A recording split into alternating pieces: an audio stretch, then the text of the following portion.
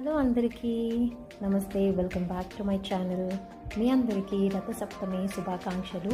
ఈ full recipe complete వీడియోలో ఉందండి. వీడియోస్ కింద వెళ్ళి ఇదే టైటిల్ కింద చూడండి. ఒక సీక్రెట్ ఇంగ్రీడియంట్ ఎందులో యూస్ చేశామో చూసి మీరు కూడా చేసి ఎంజాయ్ చేయండి. రెసిపీని మీరు తప్పకుండా చూస్తారు, తప్పకుండా లైక్ చేస్తారు అని నేను అనుకుంటున్నాను. ఇది జొన్న రవ్వతో చేసిన రెసిపీ.